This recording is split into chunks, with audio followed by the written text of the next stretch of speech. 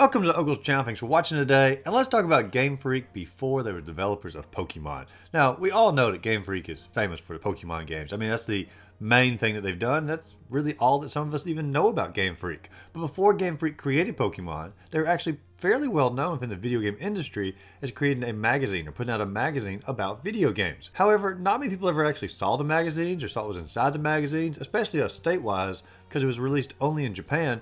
And for the longest time, these magazines were sort of more of a urban legend. We knew they were out there, knew some people had seen them, but for the most part, we didn't really know what Game Freak was doing with these video game magazines. However, that has all changed now because a guy named Picto came across one of these magazines just in the wild, scanned it all, and put it on the Internet Archive for everyone to see and to go through. And it turns out that this magazine was actually more like a player's guide than it was just like a regular like Nintendo Power or Game Informer or Game Pro or anything like that. It really was just pretty much a walkthrough for different games. Now the game that he ended up uploading, or the guide he ended up uploading from Game Freak, is a game called the Fairyland Story. And I'll be honest, I'm not really familiar with this game. It looks very similar to a single screen puzzle game. I've watched several videos online about it now as far as like gameplay and whatnot. And it wasn't ever released on like the NES. It was an arcade game.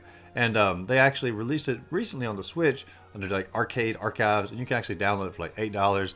I just watched some videos online, and it looks like a pretty fun game. And you play as a character named Ptolemy, who's this little witch here, and she actually can turn the enemies into like little cupcakes, and you push the cupcakes on top of other enemies, and that's how you clear off a stage. You don't just simply hit them with your wand to clear off the stage. You have to actually turn one into a cupcake and knock that cupcake on top of the other ones in order to clear the stage. There's a lot of stages, like 100 stages in here, but the game actually looks like quite a bit of fun and gets sort of difficult as you go along. So it's really not surprising that Game Freak created a guide for this game. Now let's just go ahead and take a look at the guide here. It's pretty amazing as you go through, especially the artwork for it as we progress through here. And as we look at it, of course, on the main cover here, you can see Ptolemy there, you know, pushing a little, I guess, piece of cake or the cupcake.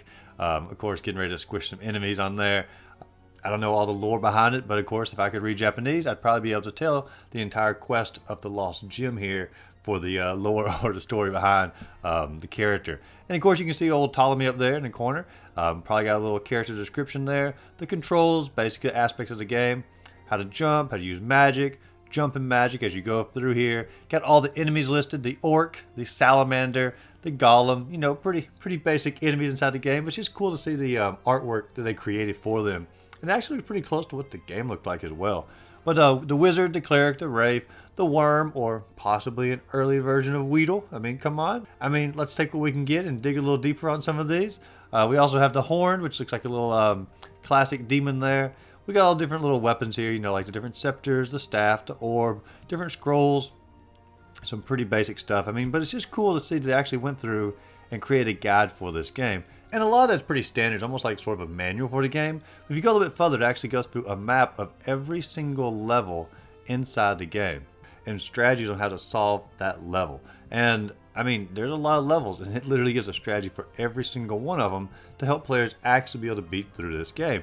And for an arcade game, that's a pretty huge help. And of course, if you get all the way to the very end, it gives you a little end screen here of what the closing of the game looked like. And for a lot of players who actually never got to get to the end of the game, this might be the first time they ever got to see the end of the game. I mean, this was before YouTube. This was before, you know, sharing videos of how games ended. This might be their only chance to see it if they purchase Game Freak's magazine. And I also like to look down here. Look at that down there in the very far corner. What does that look like? To me, that looks like a gym badge. I mean, I don't know. That may just be me, but it looks like they might have lifted this a little bit when they're thinking of the badge system for Pokemon. I don't know. Let me know in the comments down below about that. I know we're stretching a little bit, but that looks like identical to a Pokemon badge. But it's just cool to see that this is what Game Freak was doing before they created Pokemon. They were creating magazines or player's guides for video games, like arcade games and such, that players could purchase and actually try to work through some of these arcade games and see the endings that they might not be able to see otherwise. So I think it's a really cool project that they were working on, and I think it's really cool that they eventually went from this to creating one of the best selling and one of the most fun game franchises that pretty much ever existed. I guess a lot of great things can come from humble beginnings, and that's exactly the story of Game Freak here, just doing what they loved and finally made into being a massive video game corporation. And I think it's an awesome little story. But if you enjoyed the video, be sure to like and subscribe to the channel. Check out my other videos listed up above, and as always, go out there, find a great game to play. Just have a great rest of the day.